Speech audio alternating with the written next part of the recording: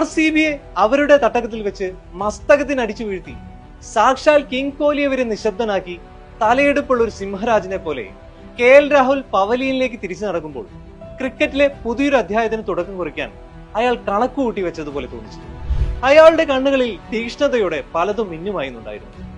Lucknow super giants ഉടമ സഞ്ജീവ് ഗോയങ്കയുടെ പരസ്യമായ ചീത്തവിളികൾ കേട്ട് തഴമ്പിച്ച രാഹുലിന്റെ ചെവിയിൽ ഇപ്പോൾ മുഴങ്ങുന്നത് കാണികളുടെ ഹർഷാരവമാണ്.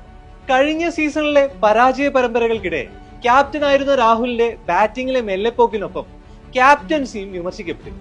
ഫോമില്ലായ്മയും ഇന്ത്യൻ ടീമിൽ നിന്ന് നിരന്തരം തഴയപ്പെടുന്ന സാഹചര്യങ്ങളും അയാളെ നിരാശനാക്കിയിരുന്നു. എന്നാൽ ചാമ്പ്യൻസ് ട്രോഫിയിൽ ഇന്ത്യയുടെ ഫിനിഷർ റോളിൽ തിളങ്ങി രാഹുൽ പഴയ ഫോമിലേക്ക് തിരിച്ചെത്തിയിരിക്കുകയാണ്. എന്നും പരാജിതനായിരിക്കാൻ അയാൾക്ക് ഭാവമില്ല. പരിഹസിച്ചവർക്ക് മുന്നിൽ ജയിച്ചു കാണിക്കാൻ അയാൾ ശീലിച്ചിരിക്കുന്നു. അതുകൊണ്ട് തന്നെ മുറിവേറ്റ സിംഹമായ ഈ 32-കാരനെ ഭയക്കാൻ എതിരാളികൾ തുടങ്ങി.